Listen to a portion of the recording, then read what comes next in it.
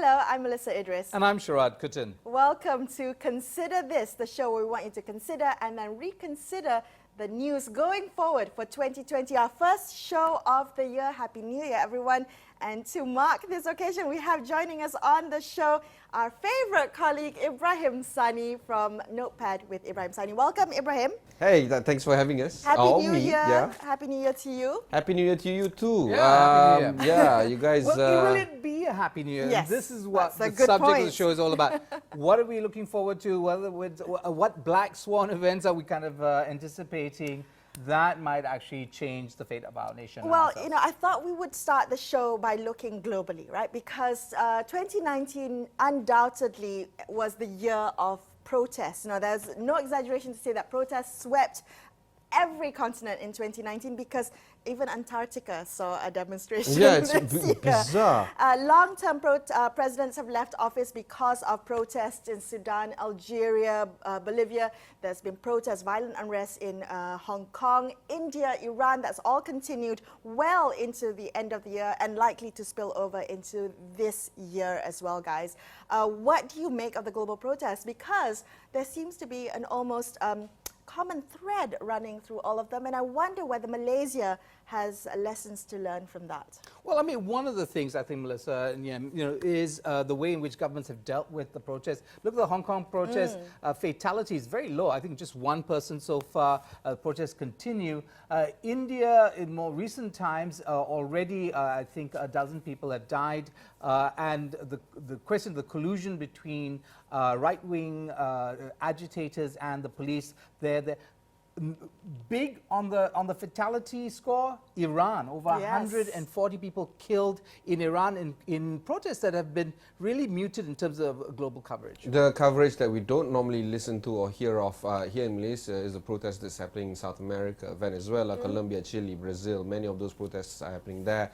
I can't speak of the number of fatalities, but we still see a lot of these protests having a general theme. And that general theme is economy. People are not able to feed themselves and feed their families. And in Hong Kong, it might be slightly different, but when we went there, when Astro went there in July last year, there was still a problem of people being unable to find jobs, cost of living going high. They have to import a lot of stuff from China, and China's holding them ransom for this, including agricultural products. You know, as simple as seaweed or cabbage. Prices have gone up tenfold over the past 2 years. That might be the backdrop to the Hong Kong protests, which are largely about reform. Sure. Promised democratic reforms that didn't come. In India, the protests are about a policy and a law that many Indians see as being both kind of thin edge of a wedge of a Hindu nationalist agenda. Yeah. That's what they see, and you have broad protests, not just the Muslim community that seem to be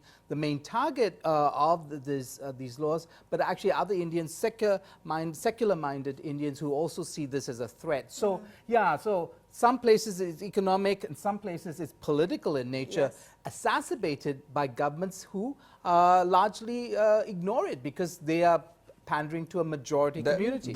You know, there's two big potential protests that might happen this year. Number one, Brexit, because we know that Boris Johnson is going to close that deal. I don't know whether a lot of Brits are going to agree to this move, and we're going to expect some protests happening in the UK. And of course, Donald Trump. The election is going to happen in 2020.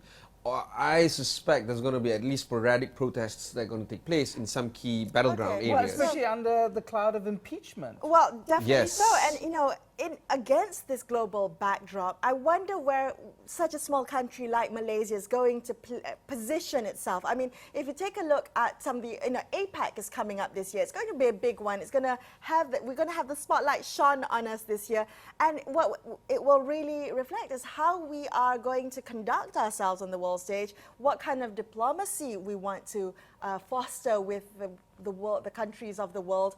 And if you take a look at our track record in 2019 with, you know, to Dr. Mahathir at the helm, he has his own brand of diplomacy. We saw that with KL Summit, and he has an agenda that he wants to push. But to know what you guys think about that. Well, his agenda around the Rome Statute and the, you know, ICERD were pushed back, and he seemed to quite willingly allowed himself to backpedal on that. There are other issues, I think, that Malaysia has to consider when it looks around the globe. globe is the way, again, with the way governments have reacted to protests. India, in Kashmir, they shut down the internet in many cities in, and this is democratic India. Democratic secular India shutting down the internet in many cities.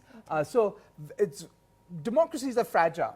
I mean, never mind China with the Uyghur problem, where democracy is non-existent in democratic countries. The democratic regimes are actually willing to shut down the internet in order to deal with protests. And that's why that whole segue of how we conduct ourselves on the international stage is extremely important. Yes. KL Summit, which is going to be renamed Perdana Dialogue this year onwards. Perdana Dialogue. Perdana Dialogue, no more KL Summit for this year moving forward. It's how we have consulted or coveted the relationships of three big countries that are not normally seen as friendly towards the OIC countries as well as the Western countries.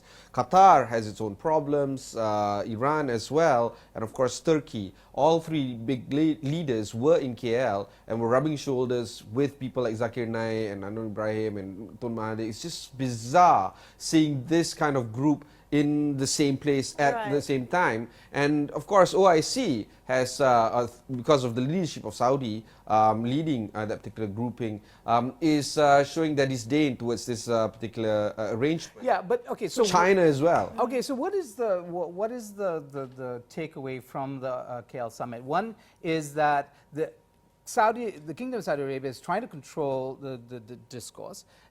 In this case, it's kind of failed, and it showed its displeasure both by putting pressure on Pakistan, though it's been denied. And so, there's that. But there's also this very interesting prospect of a Sunni-Shia dialogue, because what you do see in, with at least with the inclusion of Iran, is this ability for us to get beyond the Sunni-Shia divide, which is part of the story, right?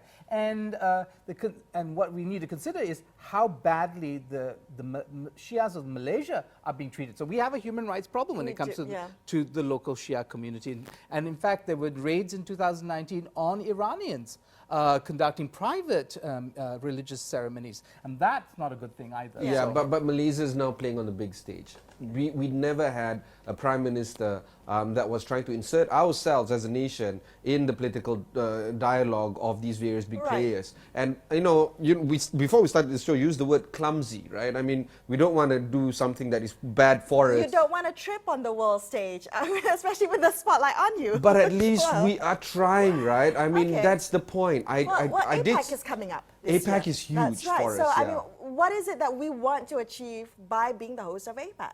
I don't know. Well, I mean, the interesting Malaysian dimension to it is that it seems that Mahathir has signaled that he will only step down after APEC. So that's something. Then it's a huge milestone for Malaysia. That would be but another this milestone is 2020, moving, right? When he first took power, it says 1 to 2 years, and then later on 2 years, and then later on in 20. Yes, milestones should not move; they should be stable. Yeah, goalposts, on the other hand, definitely shifting goalposts when it comes to succession in the Pakatan Harapan government. Yes. All right. After this, we're going to come back and take a look at the global economy and what that means for the local economy. Stay tuned to consider this.